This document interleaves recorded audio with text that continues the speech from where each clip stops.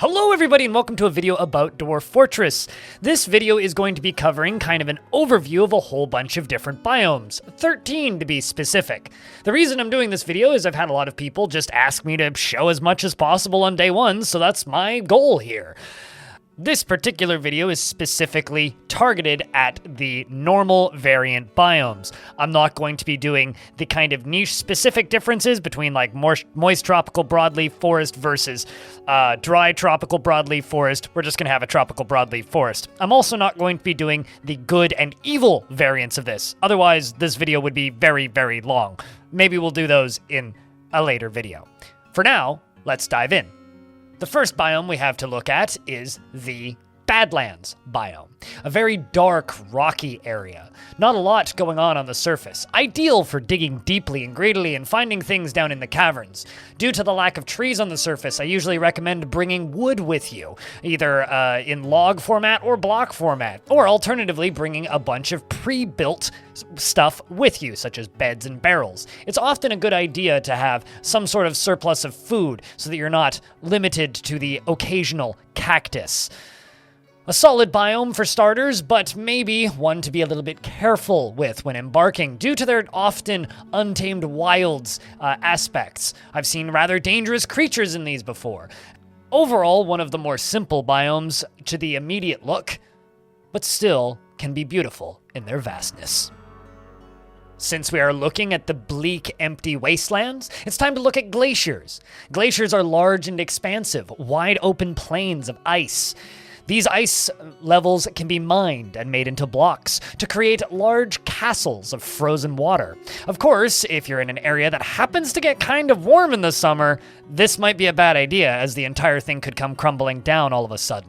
A rather exciting possibility to be had, and one of my favorite weird biomes to settle in. Often the haunted variants can get quite interesting, with weird creatures wandering in from the edges. Of course, polar bears and yetis are still a threat in the normal variants as well, so be keen and be quick to dig down and get to the first cavern layer to find warmth and construction materials, as well as a reliable source of food. And now we move to the less barren wastelands. This is a grassland, a wide open expanse with limited vegetation. Kind of an open space with the occasional tree and some things to harvest. Animals vary depending on the savagery of the area, but generally, staying on the surface can be safe. Although it's still maybe optimal to dig down to the caverns for a reliable source of food, even though there is edible vegetation that grows on the surface areas. Since there are trees, you can harvest the fruits and fallen vegetables and other edible items that come down from them, similar to any other biome with trees. I quite like these grasslands for building above-ground castles, as kind of the green fits with the large stone structures. Following the grasslands, we have the marshes. The marshes are a wetter, rainier, soggier, drippier, dungier variant of the grasslands. Still not the densest trees, necessarily. Sometimes they can be quite dense. This one is in kind of the middle ground. Once again, because of the high amounts of water and wetness, fish can be a pretty good source of foodstuffs here. I also tend to find a lot of bees in these areas due to the high variety of plant life, alongside of a variety of things that you can harvest and pick at your disposal. Frankly, one of the most ideal places for surface farming and low surface farming. Building above ground is certainly viable here. However, due to their wet variety, the dwarves are not a huge fan of the rain, so you might want to make sure they're housed at least relatively far underground, just to keep them away from those nasty, dripping waters. Next, we have mountains. The sparse wastes, the far-reaching stretches of nothing, except for steep, powerful rock. Up at the top of this particular mountain, there's a lovely plateau. Would be a great spot to settle with a castle.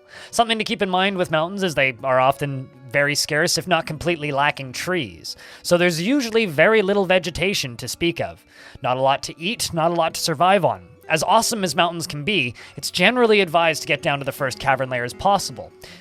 But keep in mind, because mountains are a biome that you can't actually entirely settle on, you always have to have a portion of another biome in order to settle. So there are usually ample opportunities to have some trees and fruit and actual foliage growing in the corner of the steep expanses, fitting of any grand mountain home. Oceans. One of my favorites.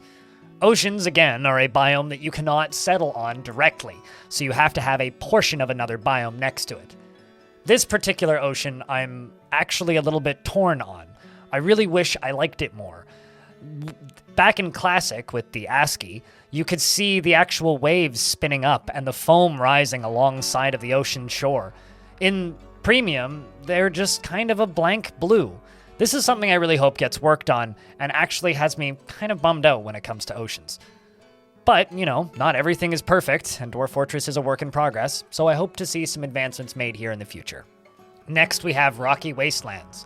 This is the far distant cousin of our previous Badlands. The Rocky Wastelands are, again, a very sparse and empty biome, however, often with a few more trees than the Badlands. The Wastelands are a very dirty and dusty area. Not quite a desert, but not quite a grassland anymore. Somewhere in between, kind of the 50% marker. A biome that I don't generally settle on due to I find it being just a little bit not too far in either direction. However, if you're going to settle in one of these places, if you don't plan on digging down to the caverns, I once again maybe recommend bringing some wood on your embark, or alternatively, a supply of extra food or furniture, just so that you don't run out of things. Keep in mind, there are usually cacti in the occasional tree, so you're not going to be completely devoid of resources, but it's just something to think about. Sand deserts. Sand deserts come in multiple flavors. This is a yellow sand desert. There are also white sand deserts and red sand deserts and black sand deserts. This particular sand desert is very sparse. Not a lot going on here. Scorching hot, absolutely roasting your dwarves. But the benefits of sand deserts are great, vast amounts of sand, which means one of Dwarf Fortress's most unlimited resources is at your fingertips. Glass. Glass, glass, glass, glass, glass. The main reason to settle on a biome like this is to dig down deep, find yourself some lava or an ample supply of trees for charcoal, and start constructing glass blocks. Build a pyramid, build a dome, build a castle, dig down deep underground, and build glass tunnels of grand glory. A very dwarfy experience, and one of my favorite biomes to play in. Glass galore. Up next, we have the Savanas. The Savanas, visually, at an immediate glance, look rather similar to the Grasslands, also similar to the Marshes. However, there's one specific difference here. The animals that spawn. This is where you're going to find some very exotic things, like elephants, almost immediately, potentially, if you happen to be in the right level of savagery, considering this is the home of the Big Five. This is where you will find everything that you would want from a safari, but in Dwarf Fortress. Great places for animal taming, but very similar in visual aesthetic to a lot of other areas in Dwarf Fortress. You do not need to worry about food here, as there is ample stuff growing, plenty of stuff on trees as well, so you don't need to worry about bringing any extra along with your embark. Now we get some variants. Taiga, the cold forests of the north. This is where the Vikings once lived, and a grand place to build a classic dwarven fortress. Lots of snow in the winter, and plenty of cool weather in the summer. Minimal rain, especially in the drier taigas, closer to the glaciers. Highly recommend settling in one of these biomes. Usually a lot of visual diversity and some exciting changes between the summer and winter. This particular one has a large amount of red sand available, as you can see kind of in between the cracks of the rocks. I highly recommend settling in a taiga biome. Actually, top 2 favorites for me. But we're going to leave the best for the last. My actual favorite place to settle with volcanoes is the last one we're doing. So stick around. On to the next one. Next up here, we have a temperate coniferous forest. Basically, my living biome in my current home place of Canada.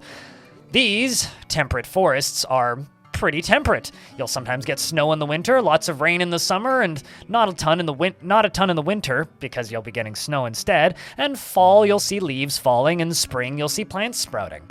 Very versatile, fun little biomes to live in, possibly the easiest one to recommend to new players due to the large amount of wildlife alongside of tons and tons and tons of growing trees, so you don't have to worry about having space for beds, resources, or barrels.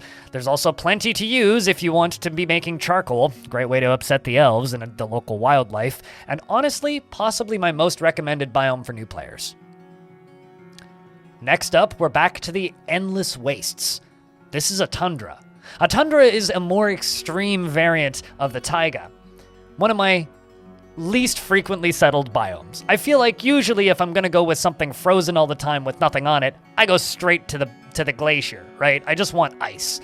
And if I want something big and empty, I want glass. So I almost never play in tundras. I'm more likely to play in a taiga, if anything, due to the visual diversity. However, if you just want a large amount of snow and don't want to worry too much about being on the surface, a great spot for cavern forts and digging deeply.